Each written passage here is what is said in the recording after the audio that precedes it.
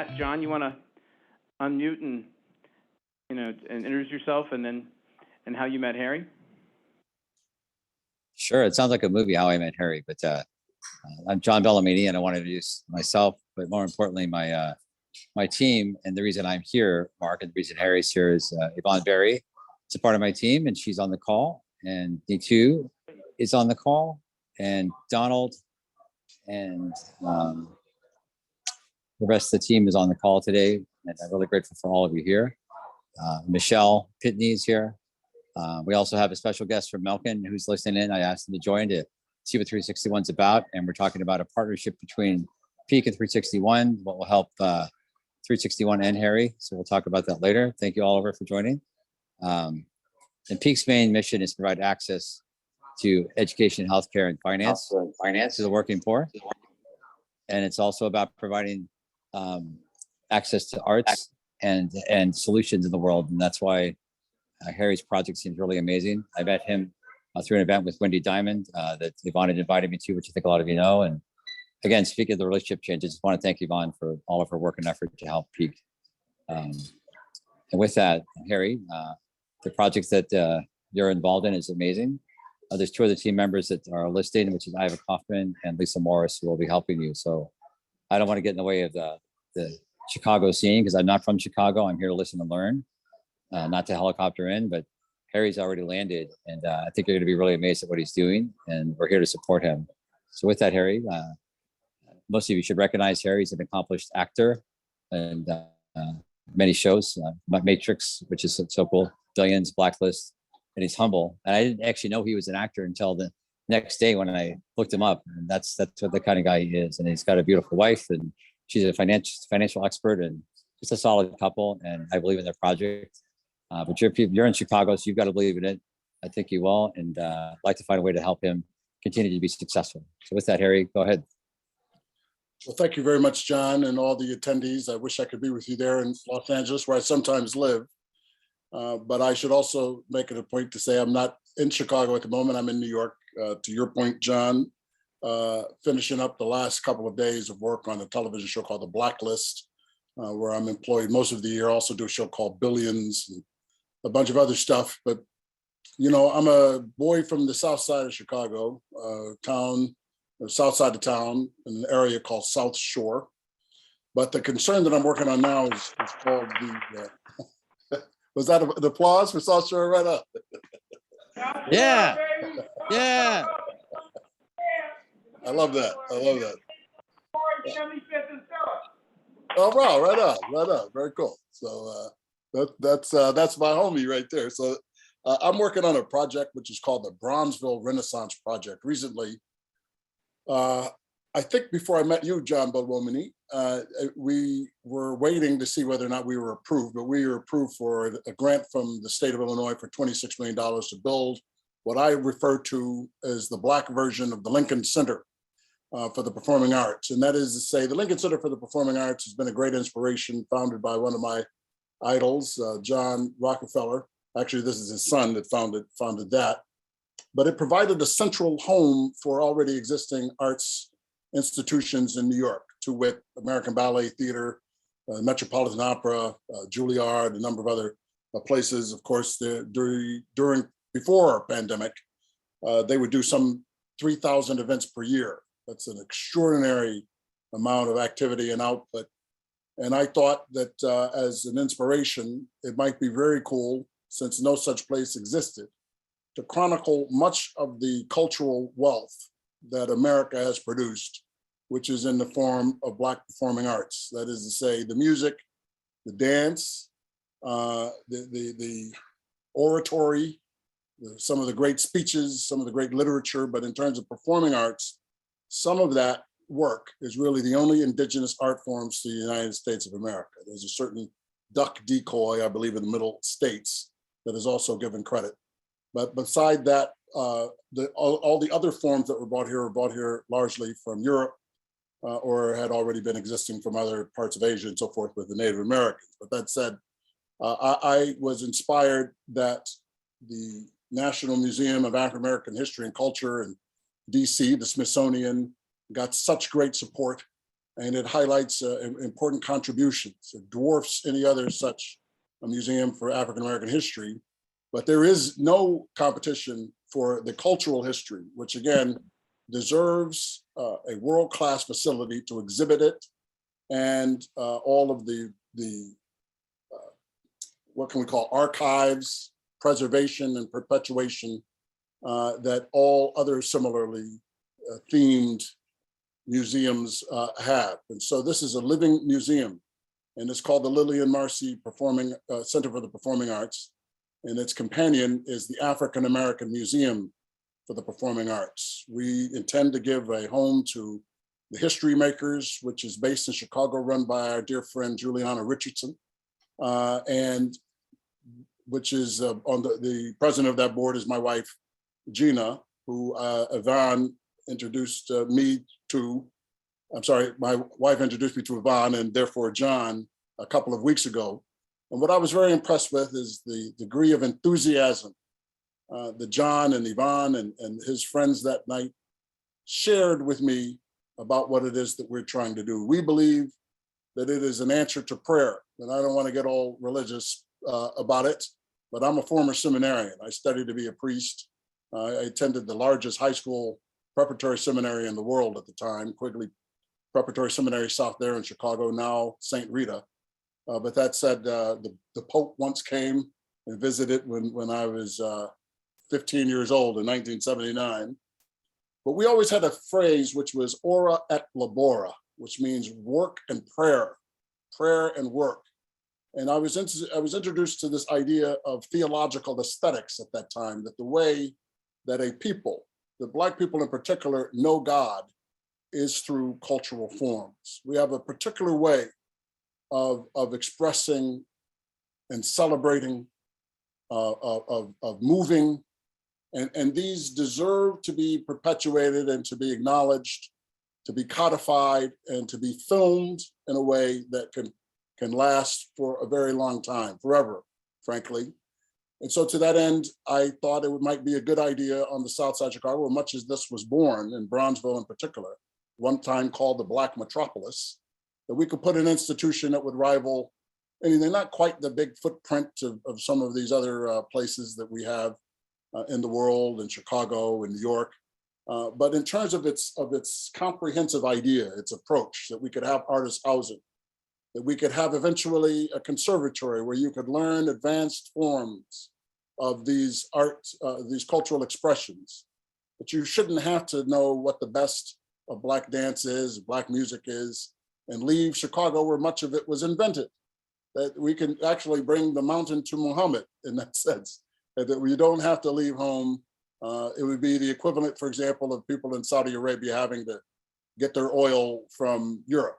You know, they may as well be able to get it where it is produced. And so we think that that's the same case here. So that with the idea of education and arts therapy and getting into schools at a very early age, so much of the wealth that we have on the South Side of Chicago goes untapped. It's, you know, they always say the richest place in the whole world is the graveyard. People go to their graves not having found a way to express what it is that they have to say. But we can fix that. And I don't think it takes a huge investment. The $26 million from the state of Illinois, while generous, is certainly desperately needed. And we're going to need a whole lot more. If we're going to build the retail, the residence, the artist housing, the rehearsal rooms, the parking, these things have to be considered in a modern landscape. There's no credible theater company that I'm aware of that has been built in the last 20 years or so that does not take these things into account. For example, in New York City and Brooklyn, my dear friends at Theater for a New Audience, I may as well shamelessly plug myself here. They're going to be giving me their Samuel Scripps Award next week, by the way, for achievement through Shakespeare and theater and so forth. Thank you. Thank you. I am very deeply moved by what they were able to do. They built a $70 million facility in Brooklyn. At the time, it had the fourth most available real estate in the whole country. Brooklyn did, as of about 20 years ago. And now it's you know, it's a mecca. The Barclay Center sprung up after they built the Polanski Shakespeare Center. BAM is over there already, of course. The restaurants came up, housing came up, big luxury hotels, and so everything that you would need for a modern urban center in a neighborhood. And $35 million is what the city of New York gave them. I mean, I won't even say they gave it to them. The politicians in New York, the city of New York realized the value that happens, that almost spontaneously grows when you bring culture to a neighborhood. I have seen it very rarely fail, where if you build a theater, if you build some form of an entertainment center, and you give people the opportunity to see themselves represented, you give people an opportunity to discuss ideas and to see those ideas embodied and enacted, where you give them something to do, where you give them a forum, everything follows. And so I think that really the arts have always been the way. A lot of people are concerned. I know my brother over there from the South Side knows this idea about gentrification, and that people build these neighborhoods and then interlopers come in and take the neighborhoods and take them over. Well, there's a flip side to that coin, that if you improve the neighborhood, and if the people who are improving it are from the neighborhood, then that's a good thing. Everybody's property value rises, the tax base is increased, the government realizes that we have actually something to contribute, that this is not a charity, although it is a nonprofit leading the way here. But we know that culture is the conduit, can be really the rising tide that lifts all boats. And so after I heard about 361 and knowing that much of the interest there, and by the way, also IIT has been very helpful and enthusiastic since they learned about this several months ago now, with the help of my dear friend in Chicago, a legendary philanthropist by the name of Susan Manilow, introduced me to the president of IIT. They've been very willing to help, and we want to bring the South Side back to its former glory, and we don't think that that's an impossible task. And so, I think when you remove the oxygen from the room and people start suffocating, it surprises me that people are shocked that people begin to suffocate. If you remove culture from a community and you take away the ability to express, people begin to use that energy, which could otherwise be creative, which could otherwise be constructive, and it becomes destructive. My dear friend Julie Taymor talks about when you put a lid on nature, it continues to grow, but it becomes perverted. And so we're trying to let the sun shine back into the South Side of Chicago. And we think, honestly, with the help of John and his leadership and this group 361 and the people who I've already met through meeting these people, Yvonne and John and Michelle Diamond and the people I've already met, that we have a great opportunity to contribute to something that can be to the benefit of the whole wide world, and not the least of which will be to the residents of the South Side of Chicago and the children who will one day be able to lead it. So thank you for your time. I'm interested in conversations. I will be in Chicago in a couple of weeks, and I hope that I get a chance to meet very many of you, if not there, then somewhere else in this country. So thank you very much. Thank you, Harry. And just to announce something, Harry, to support you, we're going to put together a $5,000. I'm putting together a $5,000 scholarship program to help interns help your project. And I'd like to work on the details with you, but I'd like to, and this will be up to, I think, Lauren and yourself in Chicago to figure out. I want to put $5,000 down to have interns work on helping your project be successful and having them be from the South Side. So hopefully that will help the project and help you get things off the ground. That's outstanding. Thank you very much. Beautiful, beautiful. You're welcome. John. So we were talking about what excites and scares us. I guess I know what excites, right? You just spoke about it. But stick around, because we're going to have, this will be a conversation, but that's inspiring. Thank you. Well, Howard, speaking of inspiring, you did some great things with 1871, a leading in many ways, if you don't mind sharing your story, but also I want to start talking about what scares us. Well.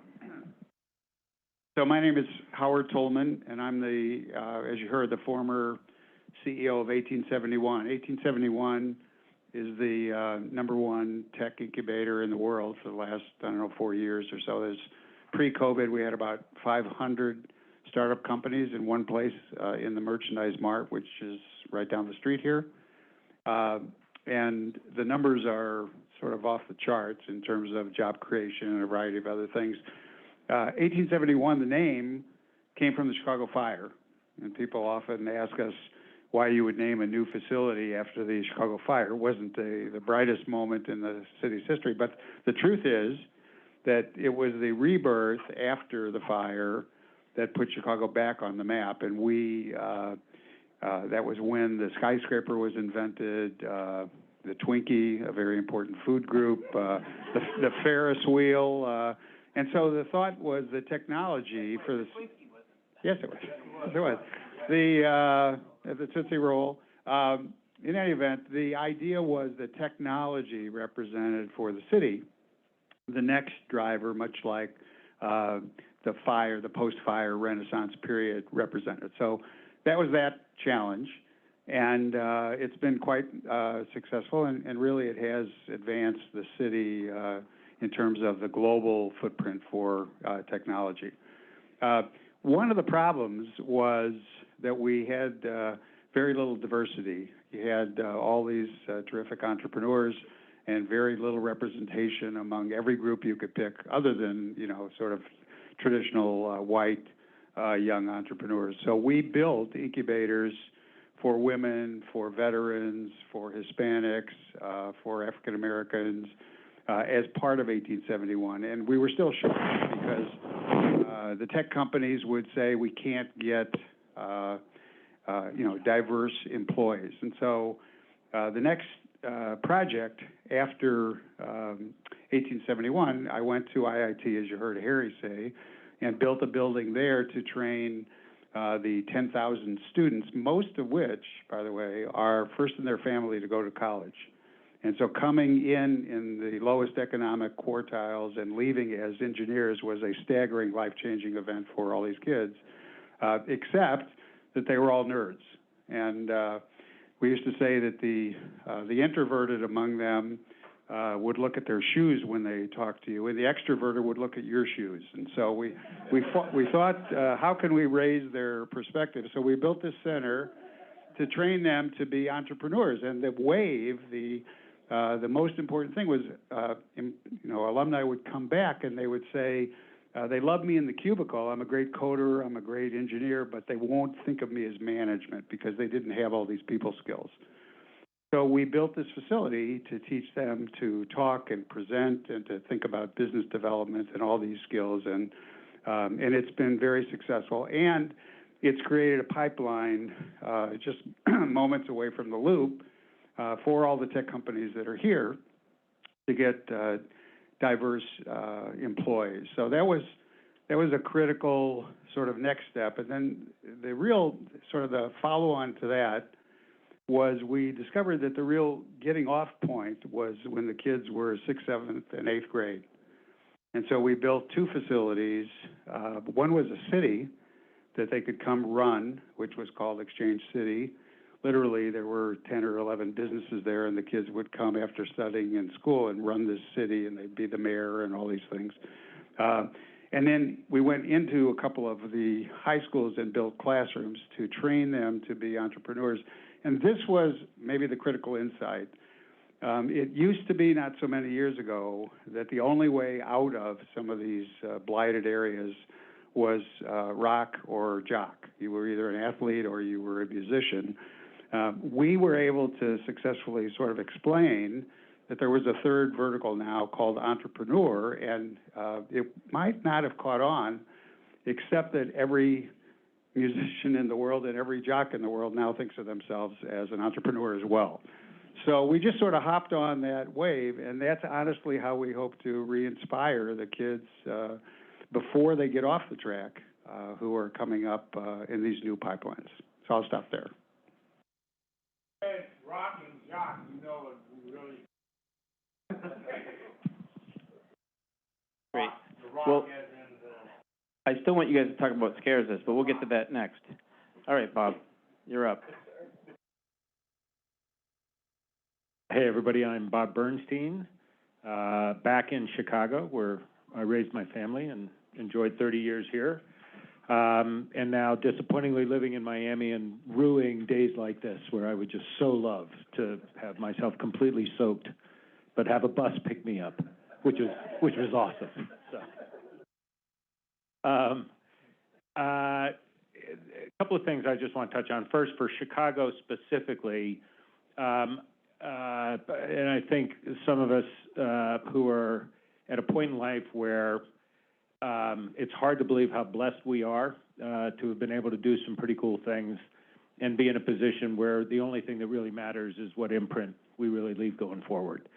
And when I look around and see an awful lot of very young, very energetic, very thoughtful faces trying to deal with some of the problems that we have, it and the kids that we deal with give me great encouragement that all is not lost by a long shot.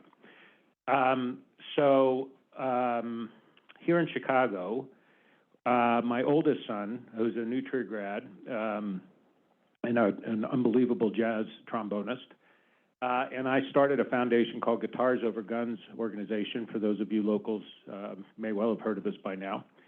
But he went to school at Miami, Miami, at both the undergrad, grad school, and doctoral level. So has a very strong teaching sense, but most importantly, the power of music to really engage kids. And music, it's really hard if somebody's singing your favorite song to hate them.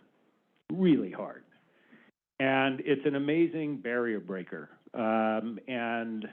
What it does at the end of the day, even in the toughest of neighborhoods, is that it exposes biases. It uncovers them. And once you've uncovered them, it is actually possible to overcome them. But that takes a lot of work. It takes an adult relationship. It takes an understanding of the social, emotional toils of living under really tough circumstances.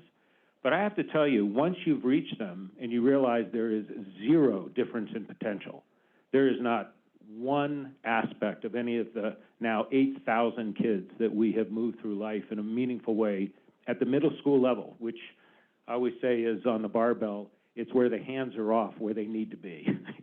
We do a great job with preschool, and we do a great job with high school and pre-college, but somehow the most impressionistic kids that are the best recruitment agents for the gangs of this world are just left to their own devices. And coming home after school when it's, even if they had two parents, the least likely they'd be home because they'd be at work. So dealing with kids with music after school when they're the most vulnerable turned out to be a very magical sort of formula. And it has brought the organization to a point where we are now very strong. We're extremely strong in Miami. We are now getting extremely strong in Chicago. We are now in a deep partnership with the Obama family, with the foundation, with the center.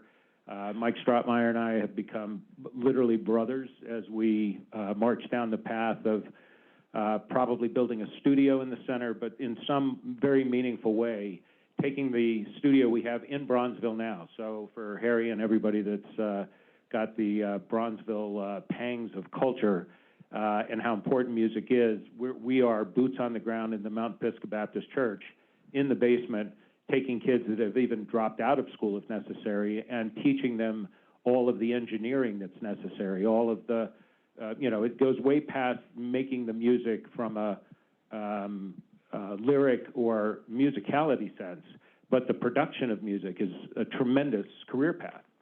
So, which is a lot easier than music itself, by the way. The industry of entertainment and hospitality has tremendous opportunities.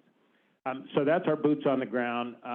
It scares me that the schools have really dissipated, so you wanted a scare. My worst fear is that, in a sense, what COVID has done is really brought to light the fact that technology does not possibly substitute human touch in a classroom, and we seem to be running in that direction. Technology can do a lot of great things, and it got us through. In fact, really, in many ways, when COVID hit, just imagine we're an organization and all of our musicians have no schools to teach in and no venues to perform in. And within 3 weeks, we were able to turn mostly tech deserts into getting the AT&Ts of the world to put in hotspots everywhere we needed them, finding how many smart devices were in these schools, which frankly, the resources are striking. It's just nobody gets access to them. And so there's the bureaucracy is really tough, and that's a scary thing, to have to break through that. The teachers union is powerful. I hope I'm not stepping on anybody's toes here, but I'm too old to care. It's a really, really violent interface for our kids between them and us. And, you know, folks that are coming through, running for office now, I think are starting to understand that. So we're supporting anybody that sort of has that vision.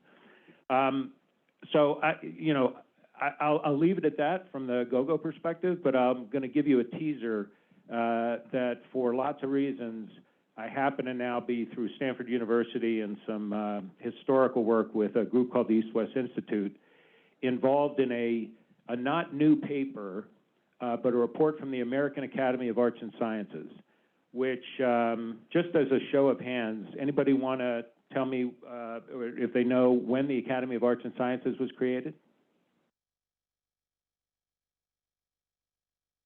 I was equally embarrassed to not know this, but it was 1780 by John Adams on the back of the Constitution for the very purpose of continually vetting what was known to be an infant democracy that was constantly going to need revisiting. And that academy has been brought to task over the many, now almost 250 years of us, at the Civil War and at the crisis during Martin Luther King, to have to engage again because we had reached an abyss, and we are there again. Our respect for constitutionality and Congress is at single digits and was in 2014 at its absolute low, 8%. So all that resulted in the creation of a paper called Our Common Purpose, and we can talk about it later, but I'm just going to give you the name. I want you to look it up. I want you to write it down, because I don't care what any of us are doing. It's a paper whose time has come. It was published right before COVID, so it frankly never saw the light of day. And now we have finally, in a sense, a common enemy between the white hats and the black hats. And as Steve talked about earlier, it's likely going to be all the freedom economies versus all of the command economies and the authoritarianism. And frankly, if it takes that to get us all to revisit our democratic principles, unfortunately, it's probably going to be the case, but it could have been the best blessing possible. I'm Ukrainian from a little village called Lipovo. I can't even imagine what my friends and family who still can't get out are dealing with daily. But that existential threat is the one reason why we should all read this paper. And then before we all leave, think about how we can collectively bring that message forward. Anybody know William Dawes as a name? Anybody know Paul Revere? They rode out at the same time. They rode out at the same time. Why do we all know Paul Revere? Because he had a network. He was a pebble in the pond. Everybody he talked to rippled through. I dare say everybody in this room is a Paul Revere. So I implore you to read the paper, and I'm thrilled to talk to any of you as to how I got involved in it, but a lot is going to happen with it, and I'd like for all of you to just please give it enough thought to get through the introduction, and then happy to chat with anybody. So, you know what we do with those, you are now about to lead a deep dive. That's the way we roll. We all read it, and then we'll assemble a panel, and you'll teach us about it, and we'll discuss it. Harry or Howard, you want to just talk about what scares you? Harry, if you want to speak, or give it to Howard. Well, I have to thank you. Sure, I'm happy to say that nothing scares me. I think that every once in a while, I guess I'm maybe a little crazy in this way, but every once in a while, if you stay in long enough, your number comes up, your turn comes round. And I think that that this is the case for culture, that this is the case for certainly the case down state Illinois and in the city of Chicago. The people are hungry for what it is that we are presenting. And to a large extent, they asked for it. And so I'm not afraid of anything. I'm not afraid of failure because I don't think we will. I'm not afraid of dying because this is the way that we can all live forever, those of us who have contributed to these performing arts.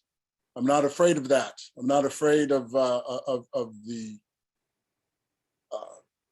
disapproval of the people because I know that they approve of it. And so I guess I'm only looking forward.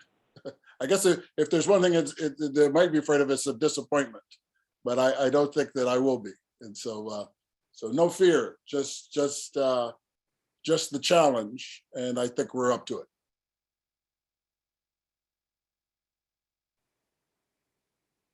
Well, I'm afraid.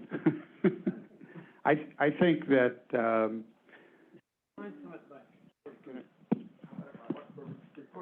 is this? Am I on camera now? Okay. No, that's all right. I don't want to stand up because I'm old. Look, I think that the city, the obligation of the city, in order to create the fertile ground for culture, for entertainment, for all the things that we're talking about, you need to commit to having control over crime. You need to have commit to having control over education and of healthcare. And frankly, we're light across the whole city, but particularly in the South Side, in all three of those areas. And it's hard to have kids who used to say that school was the most boring place they went. We got that fixed, I think, in some respects. But now to literally be afraid of the environment that they're having to travel in and move around in. And so I'm concerned, and we see it in every one of the businesses. We have about, as I said, 400 or 500 businesses. They're trying to deal with their workforce, public transportation issues. It's very complicated, and I couldn't be more of a supporter of trying to build the cultural assets and all of the other things that we're doing. But I think we have to figure out how we're going to get our arms around the random violence that is a big issue in the city. And so we're trying to do some of that. We're not getting a lot of help from CPS, frankly, and you heard the conversation about the teachers union. That's been very challenging. We're not getting much help from this mayor, but there was an article just recently that said, you can't defeat someone with no one. And one of the saddest things is this is a group that at least we see starting to step up to hopefully address some of these issues. Most of the, substantial business community in the city of Chicago has been sitting on the sidelines. And so one of the things we're trying to figure out is what kind of initiatives and things can we do to re-engage them, to make them want to reinvest in the city, because if we don't have those fundamental investments, then the city is just not going to thrive. It's not going to go forward. So this is when we widen the conversation for at least a few minutes. Any comments, questions on what you've heard? And I'm going to be Phil Donahue and walk around. I know you have no idea what he's talking about when he says Donahue walking around. You're telling our age, Mark. You're telling our our age. Someone said, "Who's on first?" That's another thing. Hi, I'm Yvette Moyo, and as someone who grew up in the Chicago theater community after college, after being a theater minor, and always admiring Harry Lennox, I really do commend the effort. I was in some of the earlier conversations. We wrote articles about this attempt. So the state support is no small thing, but it does take additional support. When I pointed out on the bus that high-rise that I used to live in, Harry lived in that high-rise too. So, this is a South Shore Day.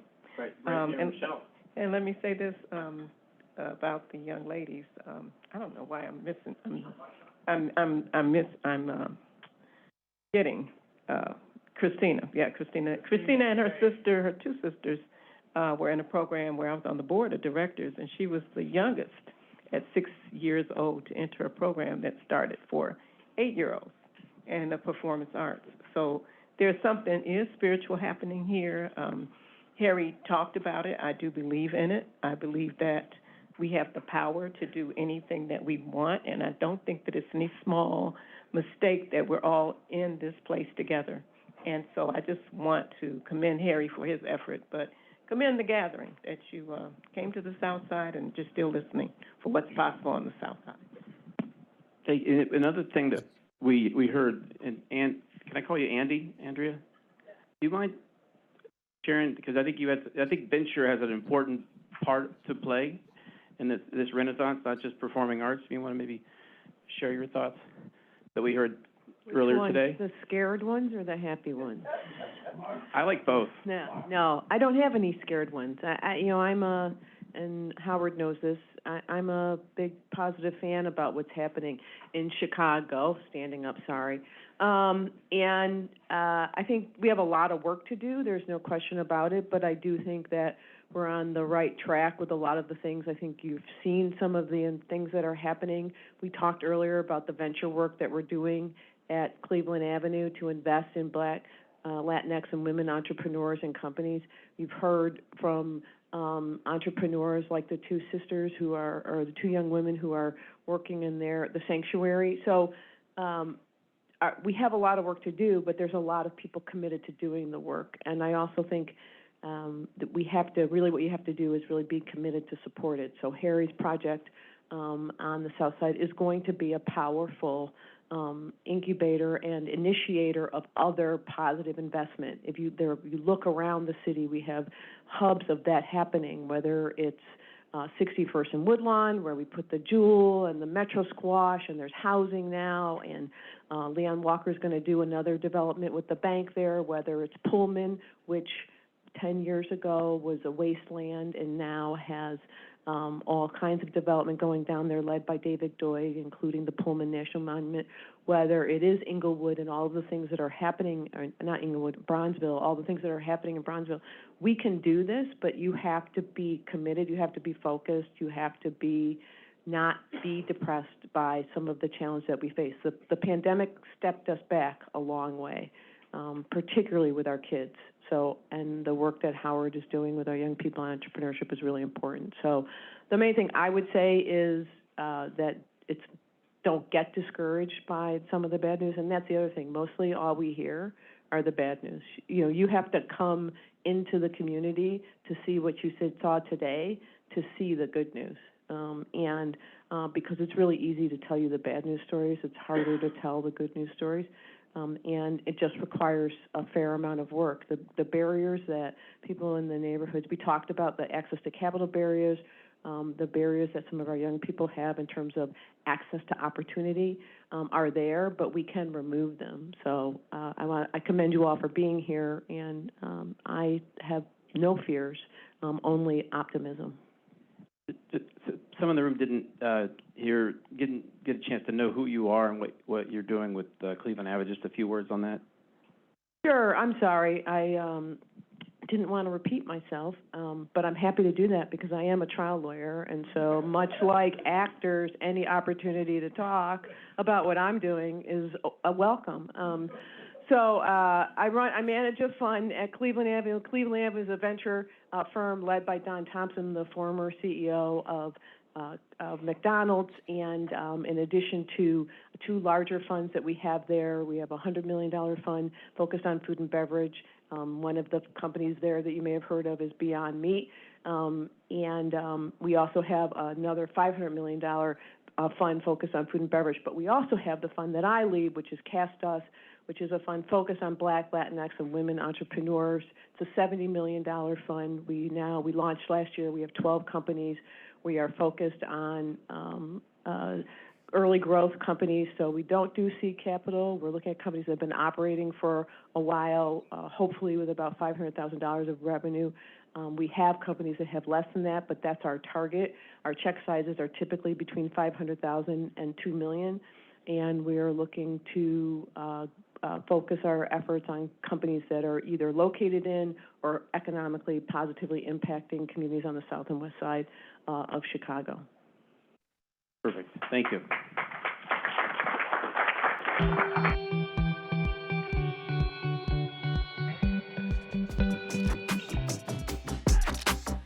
Come join our 361 firm community of investors and thought leaders. We have a lot of events created by the community as we collaborate on investments and philanthropic interests. Join us.